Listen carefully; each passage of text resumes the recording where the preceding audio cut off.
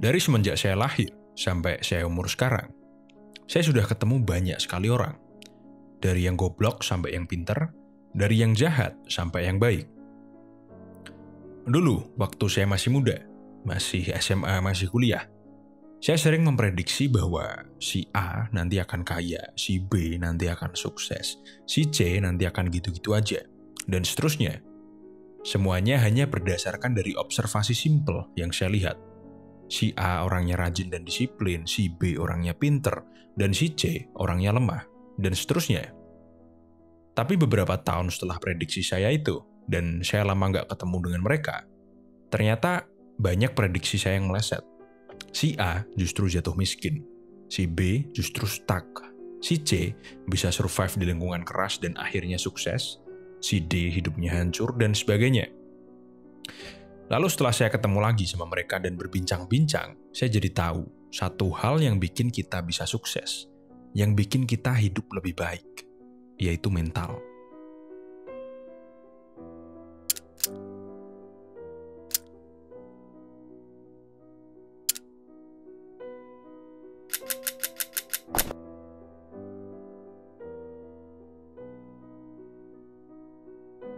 Nggak cuma teman-teman saya sendiri pun bisa sukses karena mental saya kuat. Nggak mudah jatuh, dan ketika jatuh pun saya bisa cepat berdiri dan evaluasi kesalahan sebelumnya. Lalu selain mental yang kurang kuat, hal apa lagi yang bisa menghancurkan hidup kita? Yang pertama, membuang ambisi. Ketika kamu membuang ambisimu, berhenti memikirkan tentang kehidupan yang kamu inginkan di masa depan. Ketika kamu melakukan itu, maka hidupmu akan stuck. Kamu akan gitu-gitu aja, dan gak akan ada progres. Kenapa? Karena kalau gak ada tujuan, gimana caranya kamu bisa tahu bahwa kamu sudah berkembang dari dirimu yang sebelumnya? Dan ketika kamu membuang semua keinginan untuk keluar dari keadaanmu yang sekarang, yang mungkin gitu-gitu aja atau bahkan mungkin kekurangan, lalu sok-sokan menenangkan hati, ya mau gimana lagi? Emang jalannya kayak gini, Pak. Kalau udah kayak gini ya, saya cuma bisa menerima dong, Pak. Hal-hal kayak gini, self-love, self-acceptance, dan sebagainya, itu cuma alasanmu untuk menghindari rintangan. Karena apa? Karena kamu takut. Maka dari itu, kalau kamu nggak pengen hidupmu hancur, jangan buang ambisimu. Dan jika kamu nggak punya ambisi, maka carilah ambisi. Kedua, menutup diri. Saya nggak masalah kalau kamu memutuskan untuk nyepi, untuk mencari ketenangan, atau kesendirian, atau sekedar menghindari orang-orang toksik. Tapi menutup diri itu berbeda. Beberapa cerita yang saya dengar, banyak orang yang menutup diri. Contohnya ya, kayak hikikomori yang di Jepang. Di Indonesia pun ada yang kayak gitu. Menutup diri, itu kalian nggak hanya menutup akses dari orang-orang, tapi juga akses dari informasi, akses dari perspektif baru. Melakukan kegiatan yang itu-itu aja, tanpa mau belajar atau mencoba hal yang baru. Atau setidaknya menguasai hal yang sedang kamu pelajari. Nggak bisa. Karena biasanya, orang yang menutup diri, itu dia nggak ada semangat untuk mengejar atau belajar sesuatu. Jadi ya, dia melakukan kegiatan yang sama, yang tidak bermanfaat, terus-menerus sepanjang hidupnya. Beda dengan orang yang nyepi. Orang yang nyepi, itu dia menutup akses dan menghindari hal-hal yang tidak penting, karena dia sedang ingin menyelesaikan sesuatu, atau menggapai sesuatu. Misalnya, karir, ngerjain skripsi, bikin proyek, belajar buat masuk universitas, dan sebagainya. Yang ketiga, menghindari resiko. Misalnya nih, kamu pinter, kamu punya ilmu, terus ada seseorang menawarimu suatu usaha. Lalu kamu bilang ke dirimu sendiri, jangan ambil resiko, jangan jadi kayak si A. Dia gagal dan malah utangnya jadi banyak. Nah, kalau kamu tipe orang yang seperti itu, hentikan pemikiran seperti itu. Dan justru, malah kamu seharusnya belajar dari kesalahannya si A. Tanya aja sama si A. Sehingga kamu tidak terjatuh di kesalahan yang sama. Menghindari resiko itu berbeda dengan pragmatis ya. Pragmatis itu mengurangi resiko, tapi tetap punya tujuan untuk berhasil atau menang. Kalau menghindari resiko doang, itu namanya pengecut. Nah, orang-orang yang menghindari resiko, itu mereka selalu berpikir bahwa ketika dia menghindari resiko, maka dia akan terhindar dari rasa sakit dan terhindar dari kerugian. Orang-orang seperti ini juga biasanya denial dengan kesuksesan orang lain. Mereka sering berpikir bahwa, dia bisa sukseskan karena dibantu orang tuanya. Dia bisa sukseskan karena dia lulusan universitas bagus, dan sebagainya. Selain itu, orang-orang seperti ini tuh biasanya cuma mau yang jelas-jelas saja. Bisnis yang pasti bakal cuan. Yang padahal nggak ada bisnis yang seperti itu. Terus juga biasanya orang seperti ini tuh tertindas. Kalau di kerjaan gajinya kurang, ya dia terima-terima aja. Nggak mau naik gaji dan memperjuangkan haknya.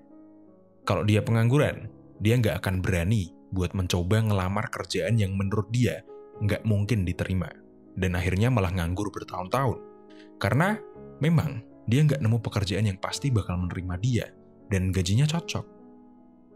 Terus juga semisal dia bingung dengan suatu hal, dia nggak berani tanya sama dosennya lah, sama rekan kerjanya lah, dan sebagainya. Kenapa? Karena dia takut terlihat bodoh. Lalu dia cuma pasrah dan melakukan hal itu sebisa dia. Karena di pikirannya, nanti kalaupun salah kan pasti dikoreksi. Yang keempat, overthink. Setiap mau melakukan sesuatu, meski hal sepele, itu mikirnya sampai bener-bener lama banget. Terus hasil dari overthinknya pun nggak jelas dan tanpa ada alasan yang kuat. Kayak misalnya nih, kamu cowok, terus kamu mau ngajak pasanganmu keluar, nyari makan atau nonton. Tapi pacarmu nolak karena dia udah ada janji sama teman-temannya. Kamu pun overthink, terus bikin teori bahwa mungkin pacarmu ini selingkuh. Akhirnya panik sendiri, pikiranmu jadi negatif, harimu rusak karena kamu bad mood. Dan akhirnya kamu melampiaskan dengan marah-marah ke pacarmu, yang padahal pacarmu kan nggak tahu apa-apa. Ya, kurang lebih seperti itulah. Ada masalah atau ada keputusan yang harus dibuat. Terus overthink, terus bikin teori sendiri tentang A sampai Z yang padahal nggak ada yang benar. Buang-buang waktu aja. Kelima, boros. Pengeluaranmu jauh lebih besar dari pemasukanmu. Kalau buat hal-hal yang bermanfaat ya, atau kepentingan-kepentingan gitu nggak masalah. Misalnya kursus, beli buku, bayar kuliah. Kalau buat hal-hal seperti ini, kalian utang pun saya dukung. Tapi biasanya orang-orang boros itu uangnya lari ke entertainment. Gaji 10 juta, dugem 4 kali sebulan, padahal sekali dugem 5 juta. Gaji 3,5 juta, habis gajian beli PS5, 8 juta. Habis gajian beli HP keluaran terbaru, dan sebagainya. Yang paling goblok lagi, habis gajian malah ngeslot, itu goblok. Intinya buat hal-hal yang entertainment, hal-hal yang nggak bermanfaat. Daripada kamu ngabisin waktu berjam-jam sehari cuma buat main game, atau ngabisin malam buat dugem, itu jauh lebih baik kalian mengisi pikiran kalian dengan ilmu-ilmu, atau setidaknya memikirkan hal-hal yang kreatif, atau produktif. Misalnya, seni, atau coba-coba simulasi ide bisnis lah di pikiran kalian gitu sambil ngalamun. Bukan malah kalian menghabiskan waktu seharian scroll TikTok, lihat-lihat story teman di Instagram, sesekali nggak apa-apa lah, tapi jangan terusan. Jadi, daripada kalian beli hal-hal yang nggak penting, mending kalian belikan hal-hal yang nyeleneh, tapi bermanfaat. Misalnya, beli bor, beli water pressure, beli alat las, beli solder, dan sebagainya. Intinya alat-alat yang bisa kalian gunakan dan ada kemungkinan bisa bikin kalian menghasilkan. Siapa tahu bisa jadi hobi kalian juga. Beli HP iPhone 15 Pro Max pun nggak masalah jika itu bisa bikin kalian mendapat penghasilan lebih. Yang keenam, menghindari kritik. Orang-orang yang menolak kritik itu seringnya egois. Mereka nggak mau berkumpul dengan orang-orang yang lebih baik dari mereka. Orang-orang yang bisa memberikan pandangan baru. Mereka hanya mau kumpul dengan orang-orang yang berpikiran sama dengan mereka, yang melakukan hal yang sama dengan mereka, yang hidupnya sama dengan mereka. Lalu mengkritik orang-orang yang hidupnya berbeda dari mereka. Terus juga, biasanya nggak mau diajak diskusi. Ego dari orang-orang seperti ini, itu membutakan mata mereka terhadap pandangan ke depan. Jadi ya, dia cuma diem aja di situ, nggak mau melangkah maju. Dia merasa bahwa semua pandangannya, entah itu tentang ilmu, tentang agama, tentang politik, dan sebagainya, itu udah yang paling benar. Jadi mereka nggak mau mendengarkan kritik, karena sebenarnya mereka tahu bahwa apa yang mereka lakukan atau pikirkan itu kurang tepat atau bahkan mungkin salah. Makanya mereka tidak nyaman ketika dikritik. Mereka hanya egois saja dan menghindari perasaan tidak nyaman. Yang ketujuh, menghindari konflik. Kalau ada yang bikin gak nyaman, kamu diem aja. Kalau ada yang nyalahin kamu respon, iya, nggak apa-apa kok, aman kok. Nggak pernah menunjukkan ekspresi ketidaksetujuan. Hidupnya iya-iya aja. Nggak mau membetulkan kesalahan-kesalahan yang terjadi di hidupnya hanya karena takut terjadi konflik. Kalau ada sesuatu yang bikin nggak nyaman, kamu diem aja, pura-pura nggak lihat, pura-pura nggak dengar. Kamu nggak berani konflik karena kamu takut dicap orang jahat. Kamu pengennya dilihat orang-orang sebagai orang yang suci dan penuh kebaikan. Ini kalau misalnya terjadi selama bertahun-tahun. Perasaan tidak nyaman, perasaan kecewa, perasaan sedih, dan amarah yang kamu pendam selama bertahun-tahun itu, pada suatu saat pasti akan meledak. Dan bisa jadi ketika meledak, kamu langsung melakukan tindak kriminal. Seperti korban-korban bullying di Amerika yang melakukan penembakan massal. Dan kalaupun kamu nggak meledak, lama-lama emosi negatif yang terkumpul itu akan perlahan-lahan menggerogotimu. Kedelapan, berjudi alias slot goblok. Poin ini nggak perlu saya jelasin. Intinya yang masih berjudi, masih ngeslot, itu goblok. Yang kesembilan, pesimis. Saya banyak sekali punya teman yang sangat pesimis. Dia ini selalu bisa menemukan atau memikirkan hal negatif dari suatu hal. Kayak misal, dia curhat, dia jomblo dan kesepian. Terus saya suruh cari pacar. Nanti dia mikir, dia takut patah hati, takut diselingkuhin, takut disepelekan, takut kecewa berat, terus berakhir bunuh diri. Ada juga karyawan yang saya suruh untuk ke kantor klien buat suatu urusan bisnis lah. Terus dia langsung bilang, "Pak, nanti kalau ditolak gimana?" Saya pun jawab dong, "Ya kalau ditolak ya udah, kamu balik.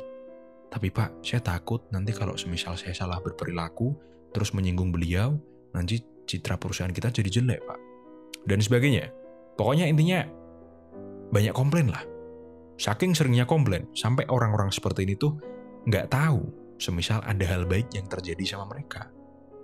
Di pikirannya tuh semua hal buruk, semua hal jelek, selalu berpikir bahwa apapun yang dilakukan, apapun yang direncanakan, dan apapun yang diusahakan, itu akan gagal. Mirip-mirip sama overthink sih. Cuman, sama nggak jelasnya. Cuman dia ini langsung mikir hal-hal yang negatif aja. Oke, jadi itu tadi adalah hal-hal yang bisa menghancurkan hidupmu. Kalau kalian lakukan semuanya, selamat. Maka saya yakin hidup kalian akan hancur. Apalagi ngeslot. Hancur pasti. Jadi, saya harap mahasiswa saya yang nonton video ini segera refleksi dan segera evaluasi. Supaya kalian tidak lagi melakukan hal-hal yang saya sebutkan tadi. Oke, sekian dari kuliah kita hari ini. Jangan lupa like, share, dan subscribe.